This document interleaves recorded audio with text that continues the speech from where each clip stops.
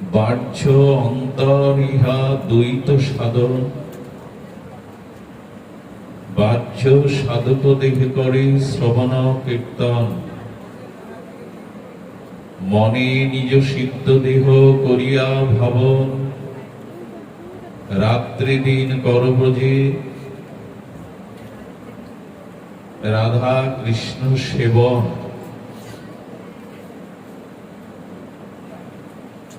শ্রীকৃষ্ণ চৈতন্য প্রভু দাসের অনুদাস,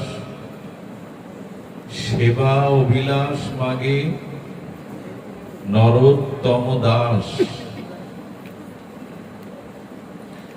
গৌড়ীয় বৈষ্ণবের হৃদয়ের একটি পিপাসা, একটি তার হৃদয়ের উৎকণ্ঠা পিপাসা, সেটি হলো সেবা।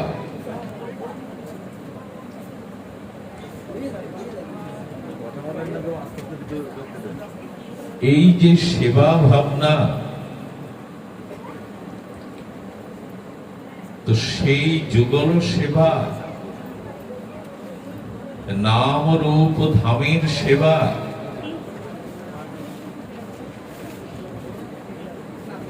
এই সেবার অভিলাষ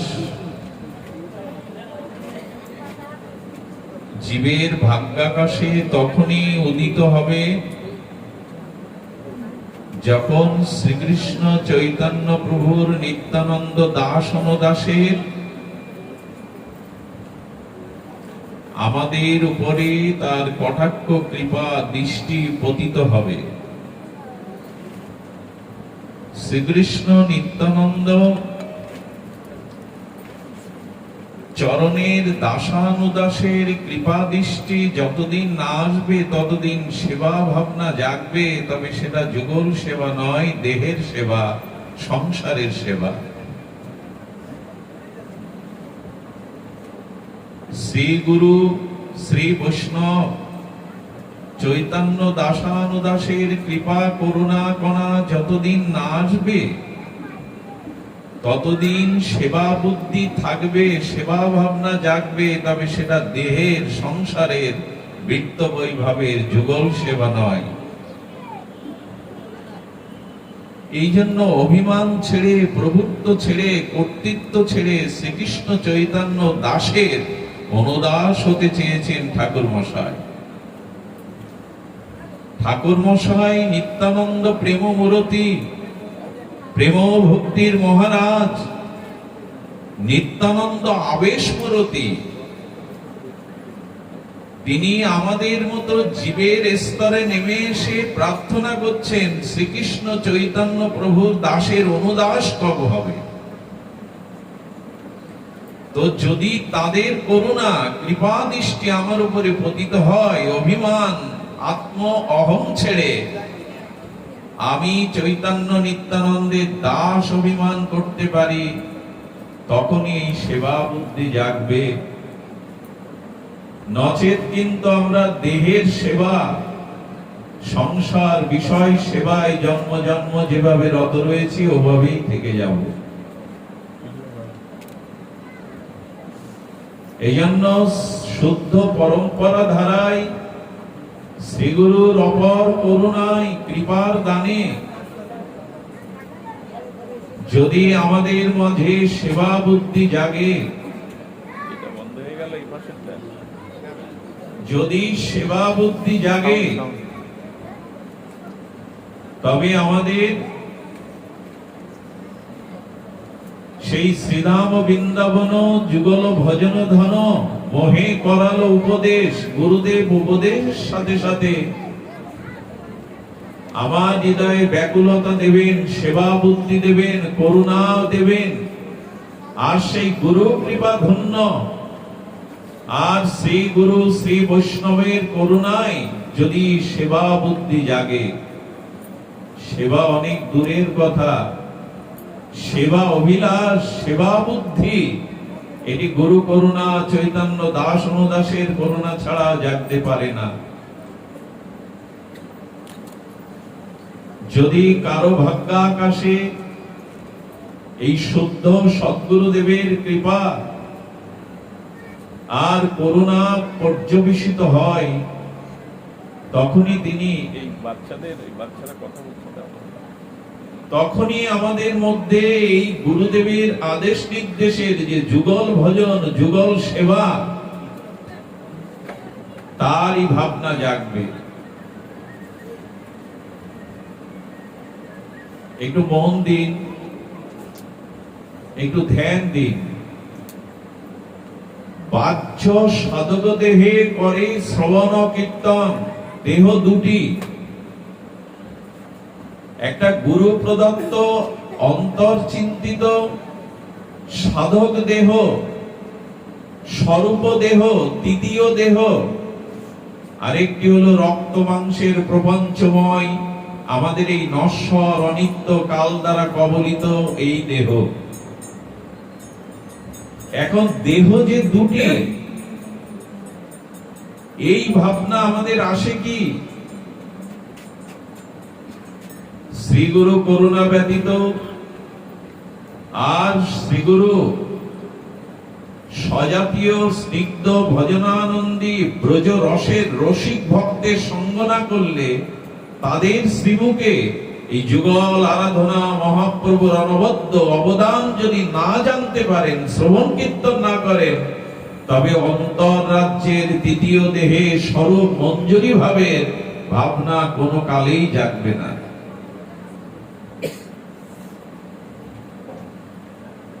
এই বাহ্য দেহে সাধু সঙ্গে শ্রবণ কীর্তন, এই হলো সাধনার প্রধান অঙ্গ, আদ্য শ্রেষ্ঠ। রসিক, ব্রজরসিক, ব্রজরসের সিক্ত শুদ্ধ পরম্পরায় স্বজাতীয় ভজনানন্দী ভক্তের শ্রীমুখে তার মুখারবিন্দ হতে ঘনিত এই ব্রজ রসধারা, প্রেমধারা, অচিন্ত অনির্বচনীয় শুদ্ধ এই সেবা বুদ্ধি শ্রবণ করতে করতে আসবে। তাই প্রথমেই প্রয়োজন সাধু সঙ্গে শ্রবণ কীর্তন। মনে নিজ সিদ্ধ দেহ করিয়া ভাবন, এই দেখুন এই অক্ষরগুলি, এই শব্দগুলি ধ্যান দিন। কবিরাজ কৃষ্ণ গোস্বামী তার অনবদ্য চৈতন্য চরিতামৃতে তিনি বলছেন, মনে নিজ সিদ্ধ দেহ করিয়া ভাবন। সেই ভাবনাটাই কই। বহির্বৃত্তির থেকে অন্তর্বৃত্তিতে আমরা প্রায় যেতে পারি না। নদ নদী ঢেউগুলো দেখবেন তট অভিমুখী যায়, তীরের দিকে আসে, ভেতরের দিকে প্রায় যায় না। সাগর, নদ নদী, তাদের তরঙ্গ, তাদের উর্মিমালা, তাদের ঢেউটা তটের দিকে আসে, কূলের দিকে আসে, ভেতরের দিকে যায় না। তেমন আমাদের জন্ম জন্মান্তরের ভোগ বাসনা, ভোগ প্রবৃত্তি বহির্মুখে ছুটে যায়, মনে নিজ সিদ্ধ দেহর ভাবনা আসে না। আরে রোগ শোক জ্বালা মালা, শত্রু হিংসা, অভাব অনটন, এই নিয়ে বেঁচে আছি, আর মনের দেহ ভাবনা আমাদের হয়েছে। এই বহির্বৃত্তির থেকে যদি অন্তর্বৃত্তিতে যেতে চান, এটিও আপনার স্বতন্ত্র ক্ষমতায় হবে না। গৌর দাসের, নিতাই দাসের, শ্রীগুরু করুণা, শ্রী বৈষ্ণবের করুণা না হলে অন্তর্দৃষ্টি আপনার যাবে না। মনে নিজ সিদ্ধ দেহ করিয়া ভাবন। আমাদের সেই মনোজগতে গুরুদেব প্রদত্ত সেই ভাবের যে দ্বিতীয় শরীর, ওই শরীরেই আমাদের ব্রজ প্রবেশ। এই রক্ত মাংসের পিণ্ড শরীরে ব্রজে প্রবেশ করা যায় বটে, তবে নিবৃত নিকুঞ্জের এই ঝুলন লীলায় পৌঁছাতে গেলে আপনাকে মনে সিদ্ধ দেহে প্রবেশ করতে হবে। ওখানে এখানে বসেই আপনার মনকে ব্রজ বিপিনে নিয়ে যেতে হবে। আমি শুরু থেকেই চোখটা বন্ধ করে আছি কি জন্য জানেন? আপনাদের কৃপায় যদি ভেতরের দিকে চাইতে পারি। আচ্ছা, আপনাদের যদি বলি ঝুলন লীলার শুভারম্ভে, প্রারম্ভে, ভূমিকাতে আপনার চোখ বন্ধ করুন। সবাই যে করতে হবে তা না, চোখ বন্ধ করুন, মেরুদণ্ডটা পারলে সোজা করুন, নিঃশ্বাস প্রশ্বাসের গতিটা ধীরে ধীরে লয় এবং আপনারা গ্রহণ এবং প্রত্যাহারের দিকে নিয়ে যান। খুব শান্তভাবে আপনি আপনার এই দেহকে ছেড়ে দিন। এই দেহ বুদ্ধি ছেড়ে দিয়ে মনের চোখ দিয়ে দেখুন আপনি এই দেহ নন, আপনি শুদ্ধ চিন্ময় সনাতন শাশ্বত চিৎকন ভগবানের অংশ আত্মা। দেহকে ছেড়ে দিন। সাপ যেমন খোলস ছেড়ে দেয়, সাপ যেমন খোলসটা ছেড়ে দেয়, আপনি চোখ বন্ধ করে মেরুদণ্ড সোজা করে আর আপনি নিঃশ্বাস প্রশ্বাসের গতি আর গ্রহণ প্রত্যাহারকে জেনে আপনি মনের দৃষ্টি দিয়ে, বাইরের চোখের দৃষ্টি দিয়ে না, মনের দৃষ্টি দিয়ে গুরু প্রদত্ত আপনার অন্তরের দিকে তাকান। সেই আত্মা ভগবানের চিৎ অংশ, জ্যোতির্ময় শাশ্বত চিরন্তন অজর অব্যয় শাশ্বত, যার জরা নেই, মৃত্যু নেই, ক্ষয় নেই, লয় নেই, যার আসা যাওয়া নেই, সেই শাশ্বত চিৎ অংশ ভগবানের আত্মার দিকে তাকান। ওই আত্মাতে গুরুদেব একটা শরীর দিয়ে দিয়েছেন, চিন্ময় শরীর, রক্ত বংশের শরীর না। ওই শরীর নিয়ে এবার নিকুঞ্জ মন্দিরের পথে চলুন। আমি বললাম আর তা হয়ে যাবে? আমি বললাম আর এটা সহজে হবে? হতে হবে, এটাই ভজন। ভজন কেন জানেন? মুকুন্দ আমাদের মহাপ্রভুর প্রিয় বান্ধব, মহাপ্রভুর লীলা পরিকর মুকুন্দ একদিন গৃহে গিয়ে তার সহধর্মিণীকে বলছেন, অন্ন দাও। আর পাত্রে, কদলী পত্রের উপর অন্ন ঘি ঢেলে দিয়েছেন। উনি ওই অন্ন মুঠো করে নিয়ে বলছে, কৃষ্ণ খাও, কৃষ্ণ খাও। ফেলছেন মাটিতে। কৃষ্ণ খাও বলে মুখে তা তুলে ফেলছেন মাটিতে। সব শেষ, আবার সহধর্মী বলছে, আবার অন্ন দাও। আবার অন্ন দিচ্ছে, আবার কৃষ্ণ খাও, কৃষ্ণ খাও। চোখ বন্ধ করে কৃষ্ণকে সেবা দিচ্ছে। কতবার যে স্ত্রী এনে দিল, ঘি ঢাললো, সোনালী ঘি। স্ত্রী দেখছে এ জগতেও আর নাই, চোখ বন্ধ করে কৃষ্ণকেই খাওয়াচ্ছে। এইভাবে সমস্ত অন্ন, ঘৃত অন্নগুলো পড়ে রইল মাটিতে। স্ত্রী বাধা দেবে কি? জানে তো এরা মহাপ্রভু পরিকর, অন্তর্মনা হয়ে গোবিন্দকে সেবা দিচ্ছে। পরের দিন মহাপ্রভু প্রভাতে মুকুন্দর গৃহেও পাঠিতে এসে বলছে, মুকুন্দ, আমার শরীরে ব্যাধি এসে গেছে। বলে, প্রভু তোমার চিন্ময় ভাবময় শরীরে ব্যাধি? বলে, অদীর্ণ হয়েছে আমার। বলছে, অদীর্ণ হয়েছে, ঔষধ দাও। বলে, কিসের অদীর্ণ? বলে, কাল এতটা ঘৃত অন্ন এতটা পাওয়ালে আমার তো অদীর্ণ হয়ে গেছে। কোথায় দিচ্ছে আর কোথায় যাচ্ছে খেয়াল করেছেন? ওই পাত্রের অন্ন কৃষ্ণ খাও বলে দিচ্ছে, আর ওটা মহাপ্রভু পেয়ে বলছে, আমার কালে এত ঘৃত অন্ন পাওয়ালে যে আমার উদরময় অদীর্ণ হয়ে গেছে, এখন ঔষধ দাও। মুকুন্দর চোখ সজল হয়ে গেছে। প্রভু, তোমার ঔষধ কি আমার কাছে? তোমার ঔষধ আমি কি করে দেব প্রভু? তোমার ঔষধ কি? বলে, হ্যাঁ গো, ঔষধ তোমার কাছে আছে। এটা মাটির কলসি ছিল, মৃত্তিকার কলসি। ওই মহাপ্রভু ছুটে গিয়ে বলছে, এই ভক্তের পাত্রের কলসির জলই অজীর্ণ রোগের মহা ঔষধ। প্রভু পান করতে শুরু করলেন, এক এক কলস জল পান করতে শুরু করে নৃত্য করতে শুরু করলেন। কি প্রেমের গড়াগড়ি! দিল কোথায়, পেল কে? এটা আমাদের ভজন রাজ্যের কথা। কোটি মাইল দূরে সন্তানের বিপদ মা বুঝতে পারে, ওখানে টেলিফোন লাগে না, তার লাগে না। মনটাই তো তারা গৌর চরণারবিন্দ শোভে দিয়েছে। কর্পূর দানা জলের মধ্যে মিশান, পরে আর কর্পূরের শ্বেত শুভ্র সুগন্ধি দানা দেখতে পাবেন না। কর্পূরটাই জলে। আর কি হয়েছে? কর্পূর বাসিত হয়ে ওই জলগুলির কণা সুগন্ধময় হয়ে গেছে, কর্পূর সুগন্ধময় হয়ে গেছে। কর্পূর জলের সাথে ওতপ্রোতভাবে মিশে গেছে, স্বরূপ হারিয়ে ফেলেছে। আপনি মেরুদণ্ড সোজা করে নিঃশ্বাস প্রশ্বাসের গতিকে গ্রহণ প্রত্যাহারের দ্বারা, আর আপনি সমস্ত বহির্বৃত্তি থেকে মনটা অন্তরে নিয়ে গিয়ে ভগবানের সেই চিৎকন অংশে মনে করুন, আমি ভগবানের মাময়ী বংশ, আমি ভগবানের সেই চিত অংশ, আর ওই আত্মাতে, ওই চিত বস্তুতে গুরু প্রদত্ত এই চিন্ময় ভজনযোগ্য মানস শরীরে, তৃতীয় শরীরে এবার চলুন ব্রজ,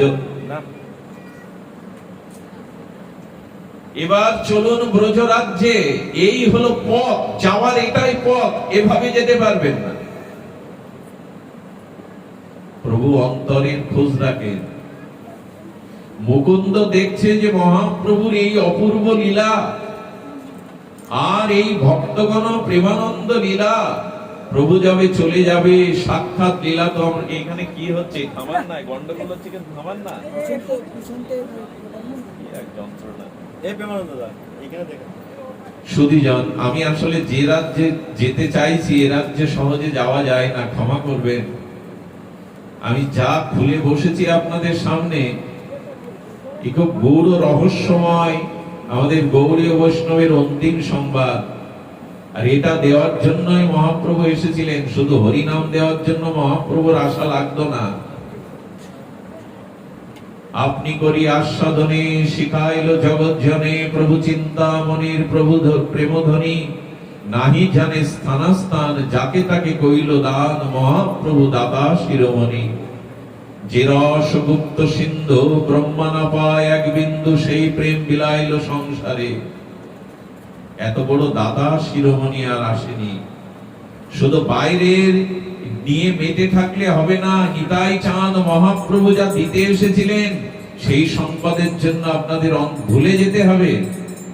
এই জগৎটাকে, এই বাইরের বাতাবরণ থেকে কিছুটা ভেতরে যেতে হবে। মনে নিজ সিদ্ধ দেহ করিয়া ভাবন, রাত্রি দিন কর ব্রজে রাধা কৃষ্ণের চিন্তন ভজন বা স্মরণ। ব্রজের ভজন করতে গেলে এই কাল কোলাহলের মধ্যে, বহির্বৃত্তির মধ্যে যেতে পারবেন না।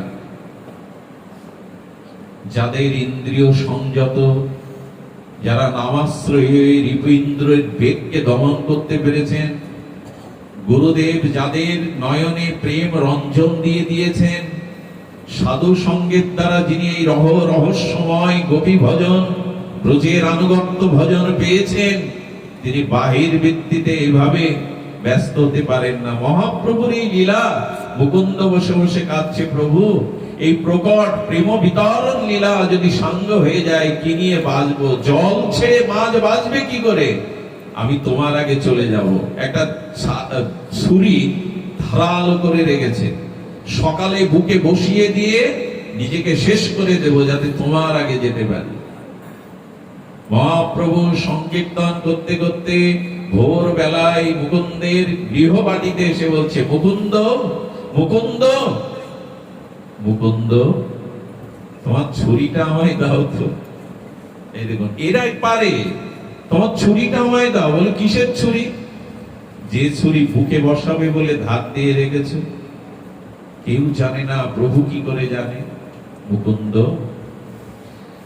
আমার অদর্শনে, আমার লীলা আস্বাদনে বঞ্চিত হবে বলে মরতে চাইছো? তুমি বলো তো, তাহলে তুমি চলে গেলে তোমার অদর্শনে আমি কতটা ব্যথা পাবো, আমার ছুরি কোথায় পাবো? চরণে লুটিয়ে পড়ল। না প্রভু, এখন এরাই পারে। এদের অন্তর মন বহির্ভিত্তির থেকে গৌর চরণ, নিতাই চরণে চিরদিনের মতো বিক্রয় করে দিয়েছে, নিজের নাই মন। ওইখানে যাওয়াটাই এই ঝুলন। ঝুলন আসলে কি? এই নিকুঞ্জ মন্দিরের ব্রজের বিপিনের ঝুলন লীলা যাওয়ার আগে আমি আপনাদের মনটাকে তৈরি করতে চাইছি। কেন জানেন? কোদাল দিয়ে একটি জায়গা থেকে কোদাল দিয়ে মাটির চাক তুলে আনা হলো, এনে কুমোরকে বলা হলো এই দিয়ে একটা দেবী ঘট তৈরি করে দাও। ওই মাটি দিয়ে দেবী ঘট করতে পারবে তো? ওই মাটি দিয়ে পারবে, তবে ওই মাটিটা কি করতে হবে? ওর থেকে যে কাকর আছে, ওর মধ্যে যে আবর্জনা আছে, ওই আবর্জনা কাকর গুলো বেছে মাটিটা জল দিয়ে মসৃণ করতে হবে। মসৃণ করার পরে তখন ওই কোমর তার চাকে দিয়ে তৈরি করতে পারে। কাটা মাটির দলাটা দিয়ে দিন তো, ও দিয়ে দেবী ঘট করতে পারবে কিনা? পারবে না। তেমনি আমাদেরও এই বহির্ভিত্তির থেকে অন্তর্ভিত্তিতে না পৌঁছালে, বহির্ভিত্তিটা ছেড়ে না দিলে, ওই মাটি মসৃণ না হলে, নির্মল না হলে, কাকড় মুক্ত না হলে, আবর্জনা মুক্ত না হলে ওটা ঘট বানানো যাবে না। আমাদেরও যেন গুরুদেব বলতে চাইছেন ওইভাবে যাও। আমি আপনাদের একটু নিয়ে যাই, চলুন তো ওই অন্তর রাজ্যে, চিদ রাজ্যে চলুন। আপনি নিজেকে গোপী আনুগত্যে একটা 12-13 বছরের কিশোরী রূপ ভাবুন। ভাবলে ভাবনা আসবে না, তবু ভাবুন। এই ভাবতে ভাবতে চলুন। কোথায় চলুন? দেখছেন মধুময় আনন্দময় নিকেতন ব্রজকানন। ব্রজকাননে কি দেখছেন? কল্পতরু বৃক্ষগুলির প্রতিটি পাতায় রাধা নাম লেখা। ওই রাধা নাম ধ্বনিত হচ্ছে পাখির কলকুঞ্জন হতে। আপনি দেখছেন যে যমুনার নীল জলগুলো আর কালিন্দী, সেই বৈকুণ্ঠের কালিন্দী রাধা যুগলের জলকেলি সেবার জন্য যমুনার জল তরঙ্গায়িত বইছে নীল জল। আর দেখছেন শ্যামল মেঘের ঘনঘটা, আকাশ জুড়ে শ্রাবণের ধারার ঘন মেঘ, শ্যামল মেঘের ধারা। সেই শ্যামল মেঘের ধারাতে ময়ূরগুলো পেখম মেলে, ওখানে কিন্তু যেতে হবে। এই যে ঝুলনে যেতে গেলে আপনাদের ওইখানে যেতে হবে। ময়ূরগুলো পেখম মেলে কেয়া কিয়া রবে তার পেখম মেলে নৃত্য করছে। ঠিক সেই সময় পিত বসনধারী, ময়ূর পিচ্ছধারী, ত্রিভঙ্গ মুরারি, অরিন্দম সুন্দর ভুবন মোহন রূপ নিয়ে গোবিন্দ বংশীধ্বনি করেছেন। ওই বংশীটা শুনতে পাচ্ছেন। অন্তর রাজ্যে, অন্তঃশরীরে, অন্তর কানে ওই বংশীধ্বনি আসছে। এমন ধ্বনি, ওই ধ্বনি শুনে গাভীগুলো ছুটে আসছে, ময়ূরগুলো ছুটে আসছে, মেঘগুলো আকাশে যেতে যেতে থেমে গেছে। মেঘ গোবিন্দের শ্রী অঙ্গকে শীতলতা ছায়া দান করছে। যমুনার জল বিপরীত দিকে ছেয়ে আসছে বংশীধ্বনি শুনে। স্বর্গরাজ্যের দেবীগণের বসনে স্খলিত হয়ে যাচ্ছে, ব্রহ্মার ধ্যান ভেঙে যাচ্ছে সত্য লোকের। আর এই বংশীধ্বনি শুনে রাধা ঠাকুরানী প্রেমবতী, প্রেমময়ী, ব্রজেশ্বরী, আনন্দেশ্বরী, লাদিনী, অধীশ্বরী সখী পরিবিষ্টিতা হয়ে বংশীধ্বনি শুনতে শুনতে মনোকামনে গমন করছেন। যেতে পারবো তো? এটা কথা বলি, এইগুলো বুঝিয়ান নাও যে কানে গেলেই কাজ হবে। এমন রাজ্যের সংবাদ জগৎ ভুলিয়ে দেবে। এই কামনা বাসনা আর আপনার হৃদয়ে দাঁড়াবে না। এটাই তো বলছেন, মনে নিজ সিদ্ধ দেহ করিয়া ভাবন। এ দেহে হয় না, এই যে রক্ত মাংসের পিণ্ড দেহে, এতে হয় না। ওই দেহে চলে যেতে হবে। এ বড় গূঢ় সংবাদ, রহস্যাবৃত সংবাদ। কারণ যে লীলাতে আজ আমরা বসেছি, এই লীলা ওইখানে ওইভাবে যাওয়া ছাড়া দ্বিতীয় কোনো পথ খোলা নেই। দ্বিতীয় কোনো পথ আমাদের খোলা নেই। চলুন আমরা প্রবেশ করি। এই যে শ্রী শ্রী ঝুলন লীলা, এই ঝুলন লীলার প্রথমে আমরা একটু তত্ত্ব, এবার তো গেলাম বৃন্দাবনে এইভাবে, ওইখানে চলুন। এবার আপনার ভাবনাতে শ্রী শ্রী ঝুলন লীলার তত্ত্ব এবং তার ভাব, রহস্য আমরা একটু জানতে চেষ্টা করি। মহাজন যেভাবে আমাদের জানিয়েছেন। সুধীবৃন্দ, এই যে দোলনা, এই ঝুলন, যে ঝোলা বা দোলনা, এর সাথে আমাদের পরিচয় আছে। আচ্ছা, লক্ষ্য করেছেন গোবিন্দ দুই জায়গায় ছাড়া বসেন না। আপনারা শ্রী গোবিন্দের যত লীলা দর্শন করবেন, তার প্রতিকৃতি বা তার পটে যত ছবি দেখবেন, গোবিন্দ দুই জায়গায় বসেছেন। এক হলো সিংহাসনে, আর এক হলো ঝুলনে, অর্থাৎ দোলনায়। এছাড়া গোবিন্দের বসবার জায়গা খুব বেশি দেখতে পাবেন না। এখন দ্বারকাতে, মথুরাতে এবং বৈকুণ্ঠে গোবিন্দ রত্নখচিত স্বর্ণ সিংহাসনে বসেছে। আচ্ছা, আপনি গোবিন্দকে যদি বসাতে চান, মনে বসাতে চান, তাহলে সিংহাসন লাগবে। তবে ওই রত্ন মণির সিংহাসনটা হলো আপনার মন। গোবিন্দ অন্য কোথাও বসবে না। আপনার মনে গোবিন্দ বলবেন। আচ্ছা, সিংহাসন অস্থির না স্থির? এই যে ব্যাসবেগটায় অস্থির না স্থির? আমি নড়ছি, সিংহাসন নড়ছে কি? সিংহাসন অস্থির হয় না স্থির হয়? বলেন সেই মন সিংহাসনে গোবিন্দ বসবেন যার মনে বিষয় বাসনার অস্থিরতা নেই, স্থির হয়েছে। আমাদের হয়তো আর হয়েছে, আমাদের মহা যোগীদেরও চিত্ত নিবৃত্তি সহজে যুগ যুগান্তর তপস্যা করেও হয় না। মহা যোগেশ্বর যোগীদেরই চিত্ত স্থির, ওইখানেই গোবিন্দ বসেন। যদি স্থির করা যায়, আমি বা আপনি সহজে ওটা পারবো না। ঘুমাচ্ছি, একটু দেখে দাও তো, হা হয়ে ঘুমাচ্ছে, কি অবস্থা ভগবান।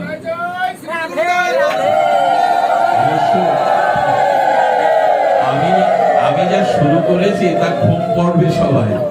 কিছু শ্রোতা বাদে অধিকাংশ শ্রোতার ঘুম পাবে, নাহলে উঠে যেতে ইচ্ছা করবে। কিন্তু এছাড়া উপায় নাই। আজকে যে উদ্দেশ্যে আমাদের এখানে আসায় ঝুলন লীলা বুঝতে গেলে এই পথ। ঘুমাবেন না, একটু স্থির থাকুন। ঘুম তো আসবে একদিন, ওই দিন কেউ ডাকবে না, আর এপাশ ওপাশ করেও আর আপনাকে ফেরা লাগবে না। আজকে ঘুমায়েন না। সুধীজন, আসলে ঘুমন্ত মানুষকে ঘুমানোর কথা বললে দেখবেন সকালে, না না আমি ঘুমাচ্ছিলাম না, আমি ঘুমাচ্ছিলাম না। ঘুমায়েন না, জেগে থাকুন। কারণ যারা সংযমী, যারা জাগ্রত, তারাই পায়। রাত দুটোই বিয়ের লগ্ন। সেই পুরনো দিনে গ্রামের বিয়ে দেখার একটা আনন্দ ছিল। বর বধূ মালাদান, সম্প্রদান, বাজনা, আলো। তো দুটো কুমারী মেয়ে সেই বিয়ে দেখতে গিয়ে একটা মেয়ে রাত দুটোই লগ্ন ঘুমিয়ে পড়েছে। ভোর হয়ে গেছে, বর বধূ বিশ্রামে, তার আর ওই বর বধূ বিবাহ আসর দেখা হলো না। যে জেগেছিল সেই দেখেছিল। তো ঝুলনে যেতে গেলে জাগ্রত থাকুন, হৃদয় জাগিয়ে রাখুন। এখন ওই সিংহাসনে আমরা বসাতে পারবো না। আপনার আমার মন হৃদ সিংহাসনে, মন সিংহাসনে কামনা বাসনা যার নাই, ওই স্থির চিত্তে বসাতে পারবো না। এটি আমার পক্ষে অসম্ভব। দ্বিতীয়ত, দোলনা কি স্থির থাকে না বাতাস লাগলেই নড়ে? ঝুলন মানে দোলনা, ওটা দেখবেন বাতাস লাগলেই, নাড়া দিলেই আর থামতে চায় না, দোলে। আসলে এই ঝুলন লীলায় যে ঝোলা, এই শব্দ করছেন কে? ঝুলন লীলায় যে ঝোলা, এই যে ঝুলন, এই যে দোলনা, এটা আমাদের মন। এই জায়গাটায় মানে আপনার আমার মন সর্বদা দুলছে কিনা? তবে এই যে দুলতে দুলতে, এমন দুলতে দুলতে ভেসে যাবে আমার মতো মানুষ, যাদের সারা জীবন এই চিত্ত বিষয় বাসনায় দোল খাচ্ছে, তার অন্তিম গতি হয়তো নরক বা পতন। এজন্য মন দুলছে, দুলতে দিন। আপনি আমি যোগী নন, স্থির করতে পারবো না। কিন্তু গোবিন্দ বা আচার্যগণ সংকেত দিলেন, ওই যে দোদুলো দোলনা দুলছে, তোমার মনোদোলনা, এক কাজ করো, ওই দোলনায় আমাকে রাধারানীকে বসিয়ে দাও। ঝুলন কিন্তু বাইরে না, ওতে আপনি যতই দোল দেন, মনে যদি না বসাতে পারেন। এখন দেখুন, মন যেখানে যাই যাক, দুলছে দুলুক, যেখানেই যাক যাক, ওইখানে রাধা মাধবকে বসা। এটাই পথ, এটাই উপায়। মনকে যেতে দিন, মন যেখানে দুলতে দুলতে যায় যেতে দিন, কিন্তু যেখানে যাচ্ছে মন, ওইখানে যুগলকে বসান। এটা উপায়, এইটাই একমাত্র উপায়। ওইখানে তাকে বসান। ওইখানে যদি বসাতে পারেন, তখন ওই দোদুলো দোলনা যে দুলছে আমার মন অনন্ত জন্ম, ওই দোলনায় তখন অভিশাপ আসবে না, আশীর্বাদ আসবে। ওই যে কামনা বাসনায় দোল, আর রাধা মাধবকে ওই মনের দোলনায় রাধা মাধবকে যদি বসাতে পারেন, অভিশাপ না এসে আসবে আশীর্বাদ, মৃত্যু না এসে আসবে অমৃত,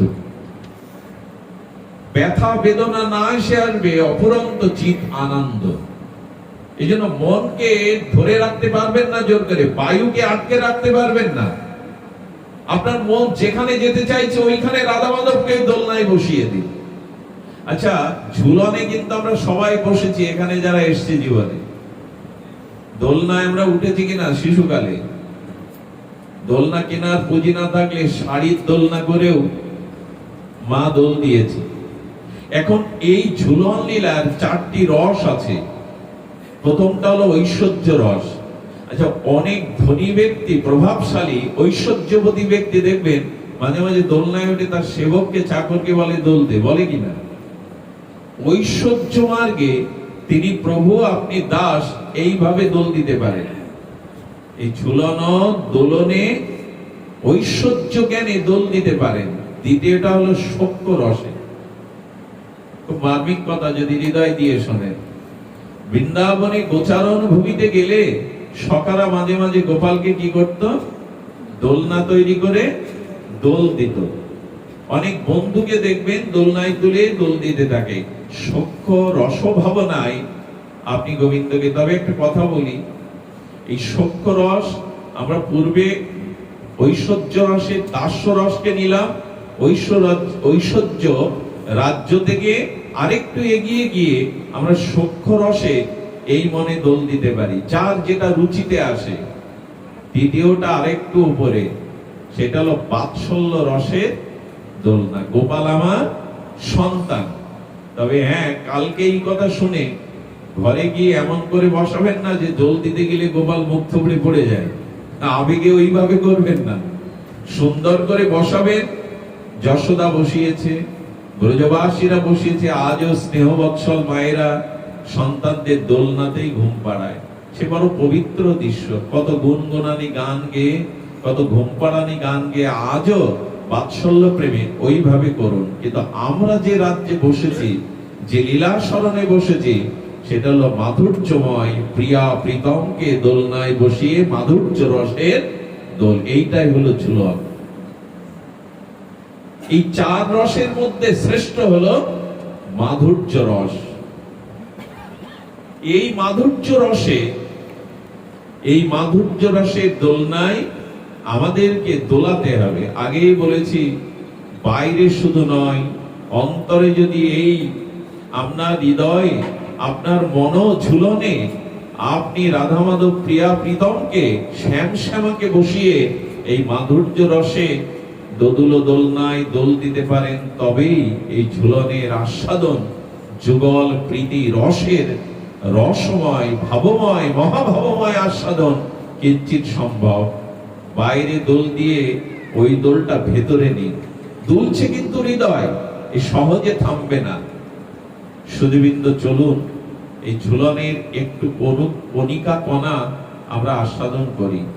কার মুখে আস্বাদন করবো জানেন? কবি কর্ণপুর ঠাকুরের। কবি কর্ণপুর ঠাকুর সেন সেবানন্দের পুত্র, গৌর পরিকরগণের অন্যতম। এই কবি কর্ণপুর তার আনন্দ বৃন্দাবন চম্পু গ্রন্থে এই ঝুলনের কিঞ্চিত ঝলক দিয়েছেন। আমি তার থেকে আপনাদের একটু জানাবার বা প্রদান করার চেষ্টা করছি, উনি যদি কৃপা করেন। সেন সেবানন্দ মহাপ্রভুর এত বড় পরিকর, গৌর দেশ হতে যারা রথযাত্রায় লীলা চলে, সচল জগন্নাথ মহাপ্রভুর সেই রথযাত্রার নর্তন, সেই বনভোজন, গুন্ডিচা মার্জন, রথযাত্রার নর্তন, এই দর্শন করার জন্য যেত। 4 মাস তারা লীলাচলে 15 দিনের পথ পায়ে হেঁটে যেত। এখন কলকাতা থেকে ট্রেনে উঠলাম, 10 ঘন্টা 8 ঘন্টায় পৌঁছে গেলাম, এমন না। বিমানে গেলাম, এমন না। 15 দিনের পথ পায়ে হেঁটে যেতে হতো। আর মহাপ্রভু বললেন, শিবানন্দ, গৌর দেশ হতে আর যতজন আসতে চায় লীলাচলে, মহাপ্রভু ধনী ভক্তদের মধ্যে শিবানন্দ সেন অন্যতম। দেখুন, যার দ্বারা যে সেবা করলে সে কৃপা পাবে, মহাপ্রভু তার দ্বারা তাই করাতেন। যাদের ধন ঐশ্বর্য আছে, গৌর সেবায়, ভক্ত সেবায়, বৈষ্ণব সেবায় ব্যয় করুন। এই একটা সমস্যা হয়েছে, যাদের আছে তারা মাপো, যাদের নেই তারা জপ। তারা যুগলের স্মরণ করো, নাম স্মরণ করো যাদের নেই, কিন্তু যাদের আছে তারা গুরু বৈষ্ণবের সেবায়, ভগবত সেবায় কিছুটা অর্থ নিয়োগ করো, নাহলে এই অর্থ অভিশাপের কারণ হয়ে দাঁড়াবে। ওই অর্থ রেখে দিলে সন্ত্রাসী ডাক্তারের কাছে, আর না হয় মামলা মোকদ্দমায় চলে যাবে। মহাপ্রভু জানতেন কার দ্বারা কি করতে হবে। সেবানন্দ, সমস্ত গৌর ভক্তদের তুমি যত্ন করে নিয়ে এসো। কি মহাপ্রভুর কথা এরা অক্ষরে অক্ষরে পালন করতে। নিত্যানন্দ প্রভু আছে জানেন, আর গৌর ভক্তগণ সাথে নিয়ে চলেছে। ছোট ছোট রাজ্য খাজনা দিতে হতো, আপনি আমার রাজ্য দিয়ে যাবেন, খাজনা দিতে হবে, নদী পার করি দিতে হবে, সবার খাদ্যের ব্যবস্থা করতে হবে। এই পথে যেতে যেতে একটা কালো কুকুর এসে জুটে গেল সেবানন্দের এই দলের মধ্যে। কালো কুকুরটাকে দেখে সেবানন্দের ভাবনা কি জানেন, প্রভু তুমি বলেছো সবাইকে আদর করে সেবা করে আমার কাছে নিয়ে আসবে, লীলাচলে নিয়ে আসবে। আমার মনে হয় পরীক্ষার জন্য মহাপ্রভু কুকুরটাকে পাঠিয়েছেন, আমি তাকে ঘৃণা করি কিনা। কতটা সতর্ক হতে হয় প্রভুর পথে চলতে গেলে, কতটা সতর্ক হতে হয়। সেবককে বললেন আমাকে যা প্রসাদ দেবে এই ভক্তকে আজ থেকে তাই প্রসাদ দেবে।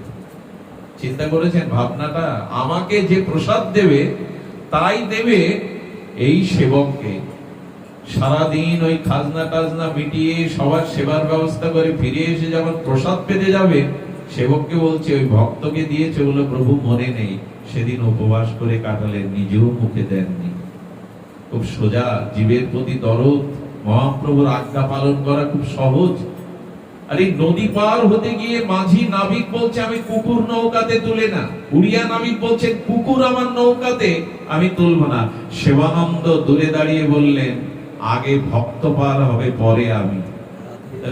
বলতে পারবো তো গৌরকে ভালোবাসা মানে এই দেখুন জীবের প্রতি কি তার সেবা বুদ্ধি। বললো আমাকে পার করতে যা নেবে 10 গুণ করে বেশি দেবো, আগে ভক্তকে পার করো। তাই করলেন, আগে গেলেন না। কি সেবা বুদ্ধি! গৌর চরণে এরা কিভাবে নিবেদিত হয়েছে, অক্ষরে অক্ষরে পালন করেছেন মহাপ্রভুর কথা। প্রভু পরীক্ষার জন্য পাঠিয়েছেন। কত সতর্ক। যেন বাড়িতে যখন অনুষ্ঠান দেন, বৈষ্ণব সেবা দেন, তখন ভিআইপি আর জেনারেল এইসব বুদ্ধি করবেন না। এখানে যারা আসবে আপনার কাছে তারা মহাপ্রভুর গণ। এখানে কেউ অবহেলার পাত্র নয়। অনেক জায়গায় একটা কথা বলা হয়, আমার কষ্ট লাগে। আপনারা যারা এসেছেন আপনারা পরে বসুন, বাইরের লোকগুলো আগে বসুন। ভগবত অনুষ্ঠানে এসব কথা, এসব কি বলে কয়ে শেখানো যায়? সবাইকে সমদৃষ্টি দিতে হবে। এখানে আমাকে যে দৃষ্টিতে দিচ্ছেন, ওই যে দূরে দাঁড়িয়ে আছে মাটিতে অন্ধকারে মশার কামড়ে, তাকে ওই দৃষ্টি দিয়েই দেখতে হবে। এটাই এই রাজ্যের সংবাদ। কুকুরটাকে পার করলেন, পার হয়ে গিয়ে দেখে আর নাই। 15 দিনের দীর্ঘ পথ পরিক্রমায় লীলাচলে পৌঁছে মহাপ্রভুর দর্শনে গিয়ে দেখেন কুকুরটাকে কৃষ্ণ বলাচ্ছে মহাপ্রভু। দেই দেই করে নাচছে আর কৃষ্ণ বলছে, আর মহাপ্রভু নারকেলের শ্বাসের জগন্নাথের প্রসাদ নিজে পাচ্ছে আর ওকে দিচ্ছে। সেন সেবানন্দ কুকুরের এই নাম দেখা দেখে, মহাপ্রভুর অধরামৃত পাওয়া দেখে মহাপ্রভুকে বাদে কুকুরটার চরণে লুটিয়ে পড়েছে। দণ্ডবাদ। কি ধন্য তুমি, ভাগ্য তোমার। একেবারে লুটিয়ে পড়েছে। প্রভু সন্তুষ্ট হলেন। হ্যাঁ, শিবানন্দ ঠিক বুঝেছে। শিবানন্দের স্ত্রী গর্ভবতী। মহাপ্রভু বলে দিলেন, শিবানন্দ যে সন্তান এবার তোমার আসবে ভূমিষ্ঠ, তাকে লীলাচলে একবার নিয়ে এসো। শিবানন্দ সেনের এই পুত্র হওয়ার পরে কথা বলে না, আর একটু জড় অথর্ববন, বেঁচে আছে, প্রাণ আছে, কিন্তু জড়, কিছুই বলে না, হাত পা তেমন নাড়ে না। লীলাচলে নিয়ে গেলেন। কি বলবো আপনাদের, সন্তানকে কোথায় শোভে দিতে হয় এরাই জানতো। শুধু ভক্তগণ মহাপ্রভুর চরণের পাশে রেখে সবার পিছনে গিয়ে দাঁড়িয়েছেন শিবানন্দ। এই হলো সমর্পণ বুদ্ধি। প্রভু তোমারই আশীর্বাদ, তোমার চরণে সঁপে দিলাম, যা তুমি করো। সন্তানকে এইভাবে যে পিতামাতা গৌর গোবিন্দ চরণে, গুরু চরণে সঁপে দেয়, এরা পথ হারায় না। এরা আজকের দিনের যে পথ হারা বর্তমান প্রজন্ম, তারা পথ হারায় না। সঁপে দিতেই তো পারেনি। মহাপ্রভু চরণের কাছে এই শিশুকে দেখে হাসতে আর বললেন, কহ কৃষ্ণ।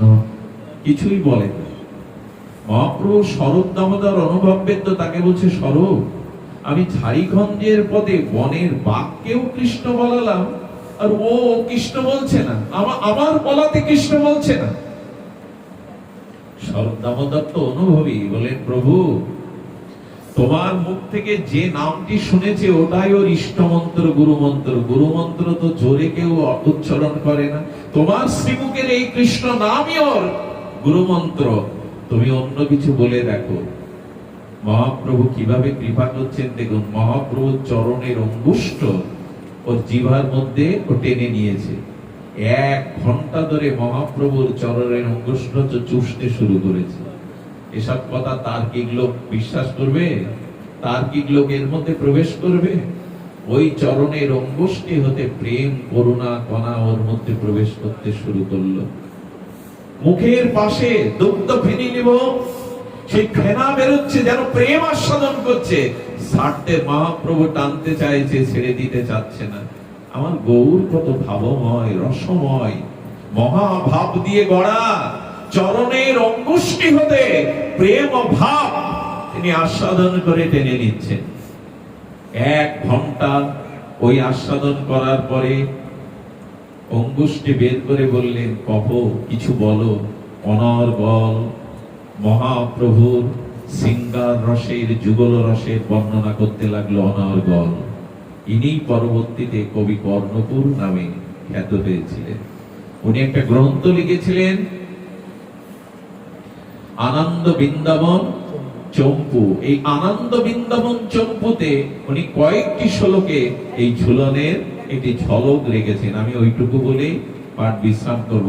খুব লোভনীয়, যদি হৃদয় দিয়ে শোনেন তবে খুব লোভনীয় তার এই আস্বাদন। সুধীবৃন্দ, ব্রজের নিত্য বিহার, বিহারিণী